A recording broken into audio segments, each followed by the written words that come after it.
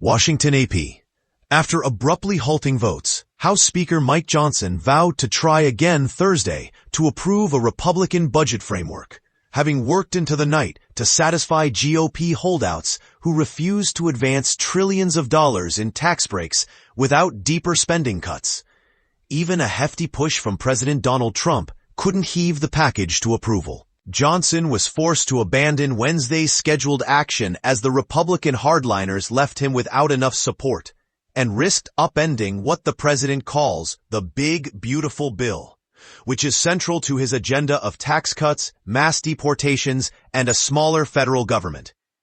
"The president is very anxious for us to get this done," Johnson, our law, said as he left a late-night meeting with the GOP lawmakers. He said he expects votes on Thursday. Pushing the budget framework forward would log another milestone for Johnson, who can only lose a few detractors from his slim majority. A failed vote, particularly as the economy was convulsing over Trump's trade wars, would be a major setback for the Republican agenda in Washington. Stop grandstanding. Trump had admonished Republicans during a black-tie fundraising dinner at the National Building Museum earlier in the week. Trump told the Republicans, "Close your eyes and get there." But by Wednesday afternoon, the outcome was in flux. At least a dozen conservative Republicans, if not more, stood firmly against the plan. Several of them, including members of the ultra-conservative Freedom Caucus, made the unusual move of walking across the Capitol to meet privately with Senate GOP leaders to insist on deeper cuts. As night fell, Johnson pulled a group of Republicans into a private meeting room as House proceedings came to a standstill. They stayed into the night, hashing out alternatives. Johnson said he spoke with Trump for about 5 minutes while the GOP meeting was taking place. The GOP speaker said they're trying to figure out the minimal number of cuts and savings that will satisfy everyone.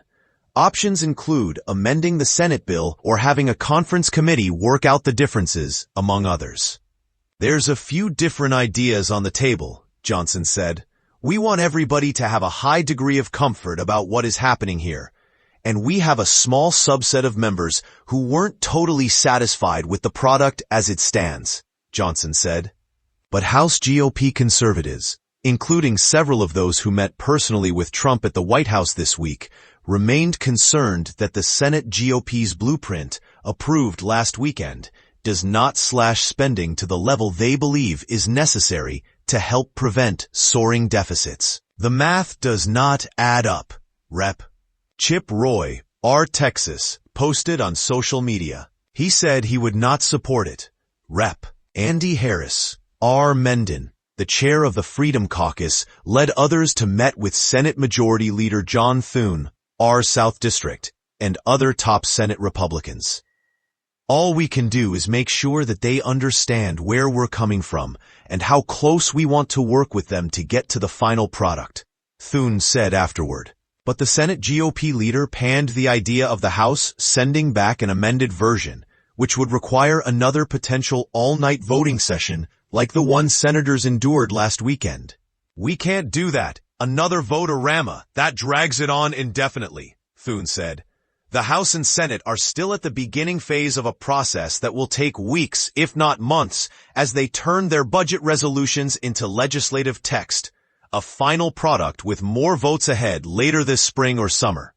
Democrats, in the minority, do not have enough votes to stop the package, but have warned against it." House Democratic leader Hakeem Jeffries of New York said the Republicans' budget plan is reckless and callous as it proposes slashing budgets to give tax breaks to the wealthy. "We're here to make it clear," Jeffries said. "Hands off everyday Americans struggling to make ends meet. Central to the budget framework is the Republican effort to preserve the tax breaks approved in 2017 during Trump's first term, while potentially adding the new ones he promised on the campaign trail. That includes no taxes on tip wages, Social Security income, and others, ballooning the price tag to some $7 trillion over the decade. The package also allows for budget increases, with some $175 billion to pay for Trump's mass deportation operation and as much for the Defense Department to bolster military spending. It all would be partly paid for with steep cuts to domestic programs, including healthcare, as part of the $2 trillion in reductions outlined in the House GOP version of the package, though several GOP senators have signaled they are not willing to go that far. To clip costs, the Senate is using an unusual accounting method that does not count the costs of preserving the 2017 tax cuts, some $4.5 trillion, as new spending, another factor that is enraging the House conservatives. 2 Republican senators voted against their package during an overnight weekend session. Maine Senator Susan Collins objected to steep cuts to Medicaid in the House's framework, while Kentucky Senator Dana Gray. Rand Paul argued the whole package relied on fishy math that would add to the debt. The package would also boost the nation's debt limit to allow more borrowing to pay the bills. Trump had wanted lawmakers to take the politically difficult issue off the table. With debt now at $36 trillion, the Treasury Department has said it will run out of funds by August. But the House and Senate need to resolve their differences on the debt limit as well.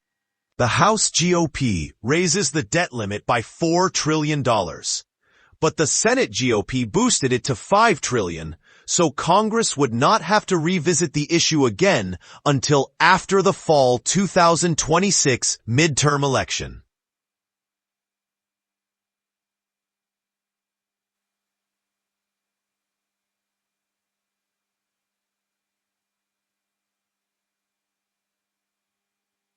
With Trump's trade wars hovering over the debate, House Republicans tucked a provision into a procedural vote that would prevent House action, as the Senate has taken, to disapprove of Trump's tariffs.